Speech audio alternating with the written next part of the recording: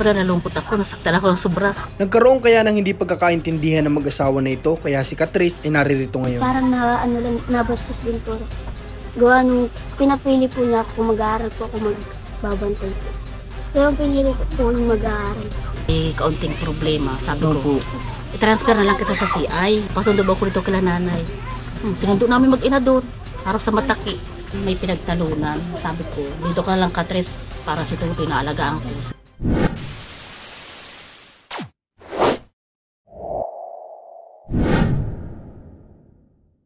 Magandang tanghali sa inyo lahat. Ngayon ay nandito kami ni Commander.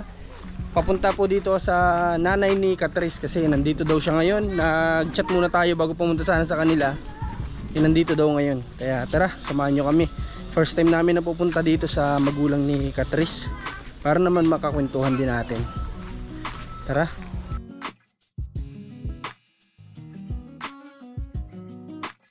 Dito pala sila, likod nito police station. Ito si Catrice. O, ba't nakapaka, Catrice? Saan ang bahay nyo? Dito. Dito ang bahay ng mama mo? Nasaan ang mama mo ngayon? Nandyan din.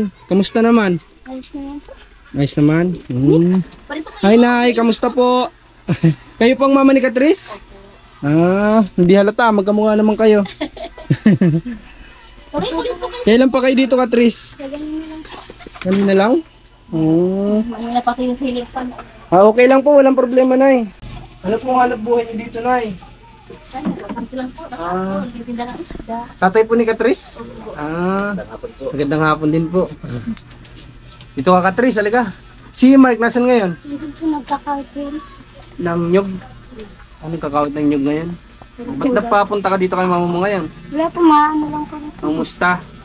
Ano itong tinitira niyo po, nanay, ano ba ito? Pabigay na lupa ito sa inyo? Hindi ko naman sigurado po sa amin po. Kasi wala kayong pinanghahawakan. Pero may rights kayong pinanghahawakan. Wala pa rin. Wala din? Anong oras ito namin itong paalisin? Ibig sabihin pala ito po ay parang pahiram lang sa inyo. Bakit po dito sa pabahay hindi kayo dyan napatira? Diyan po sana kami ay naunahan kami. Ay, Sa bilang. Ganun. Taga saan po ba talaga kayo na dati? Dito po Dito sa talaga? Before Kumbaga dito? po sa may banda sa may zipline. Yung mga ginibaan ko sa zipline. Yung mga giniba ng bahay, siya namang pinalipat dito. Okay. Gwapo ni Tutoy Mark, oh. Mark! Ay! Kagigising mo lang? So yung mga kalingap, first time naman dito makapunta sa side ni Catrice. Kumusta yung pag-aaral mo? Ayos na po, pahintinto nga lang. Bakit? Kasi po yung mag-aalaga po yung mama niya kasi nabaga po yung paanong kapatid ni Mark. Dinala po sa ospital. 2 araw po sila doon. Nagbantay yung mama ni... Ako po yung nagbantay kay Tuto, yung mama po niya ang nagbantay sa ospital at nag-intindi po ng mga medical po. Hindi naman yun ginusto, no? Aksidente siguro na kaya nga lang naapektuhan talaga yung pag-aaral nila Catrice. Kabago-bago pa lang po ng go, isa pa lang yung pasukan. Ganito na agad yung nangyayari. Bali lang araw na kayong absent. Mga 3 po gawa si Mark. Si Mark po, yung mga 4 po gawa po ng ngipin niya. Lagi po nananakit. Lagi nananakit. Isang beses po siya nagpasok, tinis po yung ngipin niya. Pumasok. Ano ba yung kailangan bunutin? O ano bang... Hindi rin po nangyari.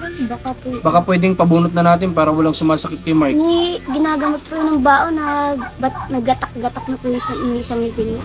Pwede mabubunot na niya o kailangan natin pabunot? Bunot na po yun. Nabunot na. Okay, kung hindi pa sana mga kalingap, dali natin si Mark sa dentist para mapabunot para po hindi nagiging sanhi ng pag-absent ni Mark yung pagsakit-sakit ng ngipin niya kasi sayang po yung pag-aaral nila kung ganyan. Bababa yung grades nila niyan, sigurado, no? At saka ang dami niyong nalalaktawan. Ano sabi ng teacher niyo? Tinatanong lang po kami. Yung teacher po na Mark, parang nabastos din po. Gawa nung pinapili po niya kung mag-aaral po ako magbabantay po. Pero ang pinili po yung mag-aaral. Sinong nagpapili sa'yo? Yung teacher po ni Mark. Kasi po subject teacher po din po. Pinapili ka niya? Paano pagkakasabi sa'yo? Parang lang din po siya. Parang galit din po yung galit? Tapos anong tanong sa'yo? Kung mag-aaral na lang daw po, kung mag-aalaga. Sana naunawa naman ng teacher mo yung sitwasyon ninyo. Yun lang po yung tanong sa akin sa lahat ng teacher sa Sa lahat ng teacher siya lang yung nagtanong. Gusto mo ba puntahan ko? Usapin ko? Hindi, para may paliwanag natin sa kanya na ganito kasi sa di niya naman ginusto. Pinipilit niyo nga mag-aral kahit na ganito yung sitwasyon niyo, may bata kayo. Dapat mas inuunawa niya yung sitwasyon niyo. Tapos tinutulungan niya kayo. No? Na kung ano ba may assignment o may cellphone naman kayo, i-message niya kayo. At least, di kayo nakapasok ngayon, may assignment kayo, baka kaya niyong gawin, makasubmit kayo. Diba? Dapat nga po inuunawa yung sitwasyon nila na ganito.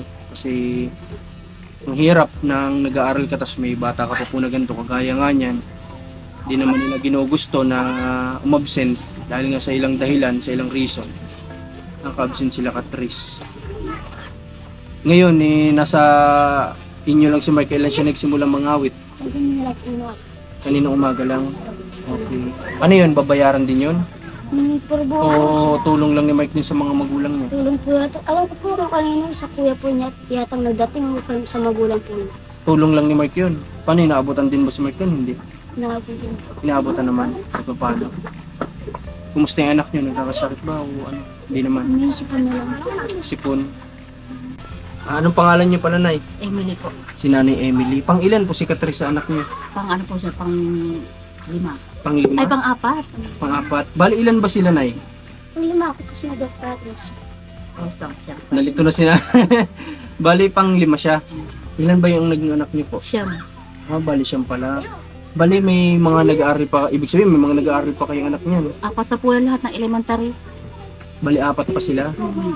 Ano pong pinagkakabuhayan ni tatay? Eh, po, nagpapangki po siya, naglalaot.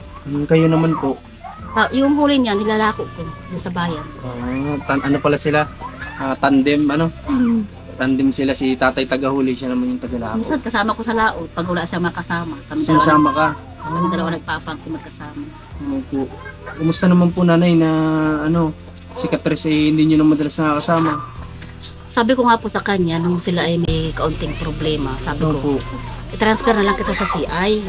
Kasi nga, gusto ko nga siya ay makatapos ng pag-aaral kahit may anak na. Opo. Parang may kaunti silang may pinagtalunan. Sabi ko, dito ka lang Catrice para si Tutoy na alagaan ko. Ikaw naman ita-transfer ko. Ay parang ayaw naman yata pumayag ng kabila. Kung sa tingin niyo po ba, Nay, kung dito, ang plano niyo, dito sila Catrice tutuloy. Dito. Kung dito po sila Catrice na tutuloy, sa tingin niyo mas magiging okay kasi ang Mas lapit maganda ng po. school, di ba? Opo, tapos mababantayan ko pa itong bata. Oh, napakaganda nun. Tapos ito, Napakaganda pag ako offer ni halimbawa nanay. maglako ng isda, hindi naman sa manugang ko, babantay ito saglit. Isang oras lang ako nagtitinda ng isda.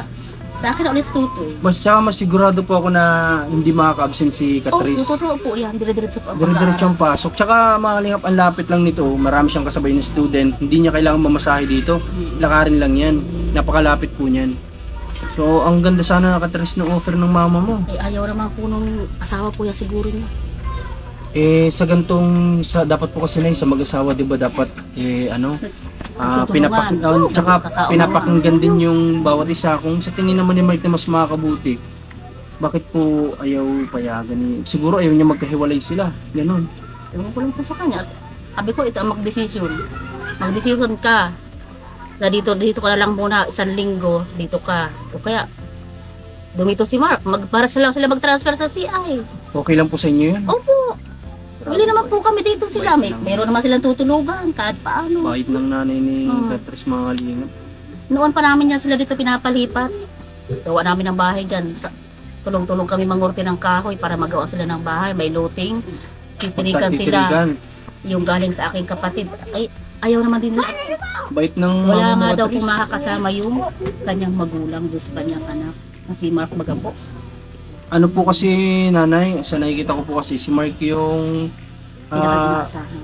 inaasahan nila, pero hindi na po kasi ganun yung buhay kasi may pamilya na si Mark ay Yun na nga po may sabi sarili na po siyang binubuo na na pamilya.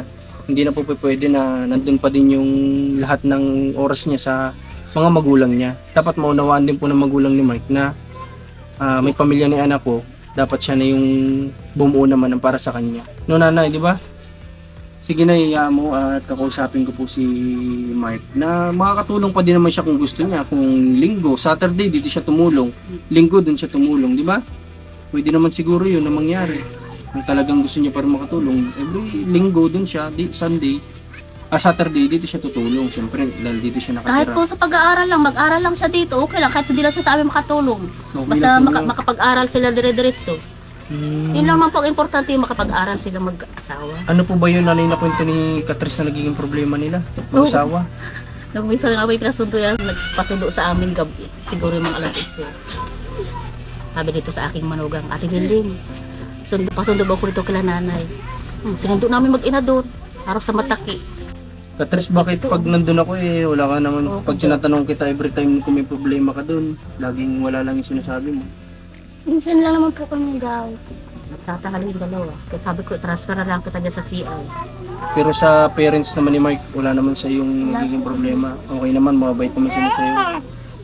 Okay, kung kay Mark lang, kayo ni Mark nagkakaproblema kasi mga bata pa talaga kayo ay kaya siguro may hindi kayo pagkakaunawaan. Ano agad, talagang tampuhan agad punta sa magulang. Sa tutuusin lang, dapat nakabukod kayo talaga para mas maganda. Kung dito, may ino-offering mama mo dyan, Yun po, Baka inaano po nung pwedeng- aking kapatid. pwedeng makatulong kami. Kung dito kayo ni Mark, malapit. Ang school, napakalapit. Di ba? Kausapin mo din si Mark. Tapos, kakausapin din namin. Para makatransfer kayo. Mas malapit kasi dito. Mas mayag-aalaga sa anak mo. Si nanay. Kung magtrabaho si nanay, may pag-iiwanan naman daw pala. Sa ang bait ng mama mo na okay lang, tanggapin kayo dito. Pwede pa bang mag-transfer kasi babago pa lang naman no? Pwede po yan kasi nakapag-exam naman sila na first reading. Oo, tsaka bago pa lang naman nagpapasok ka, hindi naman matagal, wala pa nga isang buwan pwede pa yan. No, masikaso na yan Hindi asikasuhin natin, kausapin natin si Mike. Kasi pa-realize natin sa kanya na hindi dapat nasa magulang lahat yung time niya. Dapat sa inyo din na mag-ina. Na kayong tatlo yung magkakasama, yung tumayo sa sarili niyong mga paadin. Kasi kung si Mark ba nanay, may iba siyang pwedeng pagkakitaan dito kung sakali. Pwede po sumama siya kay tatay. Pwede Sa din. oo. Okay, pwede din pala yun. No, tama, para hindi si nanay yung sasama. Araw-araw ba yung si tatay nagtatrabaho? Oo. Kahit tatlo kami magkakasama para siya ay masanay. Oo, pwede din po, no? Tsaka pwede din naman silang mabigyan ng ibang pagkakakitaan. No, nanay? Okay, sige, tindahan hindi pa pwede kasi para silang papasok kung sakaling magkaroon sila. May bakante pa ba? Di sa sinasabi? Meron po dyan bakante. Okay.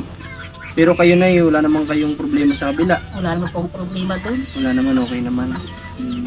Ano lang yung ito na lang last, ano yung masabi mo kasi si Catrice sa kapag-asawa ng maaga. Ano yung naramdaman mo? Siyempre nalungkot ako, nasaktan ako ng sobra. Sabi ko nga, ikaw yung pinakang naming anak, malnourished noon.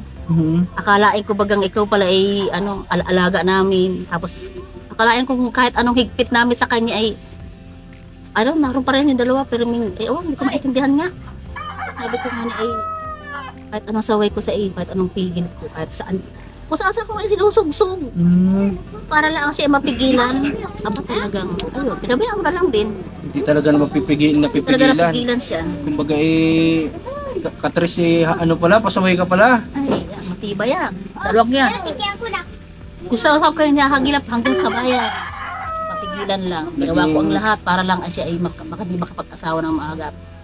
Pero sila na yan. Kaya Panindigan lang, na nila wala na po tayong magagawa na Wala magagawa. na andyan na kung di tulungan na lang sila. Nanay, mabait pala yung mama mo, Catrice. Ngayon ko lang na-meet yung mama mo. At kumusta naman na yung nyo dito sa bahay nyo? Hindi naman kayo nababasa. Yero naman pala. Ay, yung dingding lang pang hindi namin maasikaso at mahirap pong magpaayos ng bahay. Baka biglang paalisin. Ayan yung mahirap dito mga kalingap sa Kapalongga. Kapag po pahiram lang sa inyo yung lupa, anytime, nagpaganda ka ng bahay, nagpasimento ka, pinaalis ka po, wala po kayong mahahabol, walang magagawa, di ba Nay? Okay, Catrice, may bigyan kita ng allowance nyo. Pag-isipan mo sinabi ng mama mo. Maganda yung offer ng mama mo sa inyo. Catrice, hawa ka mo. Pambaon nyo, kasi nung nakaraan, nung last week, nagbigay din kami ng pang-allowance yun, di ba? So ngayon, may allowance niya ulit niya ni Mike sa pagpasok. Sana baka hindi na kayo maka-absent, no? Andito lang naman kami para sumuporta sa inyo. Ha, Catrice?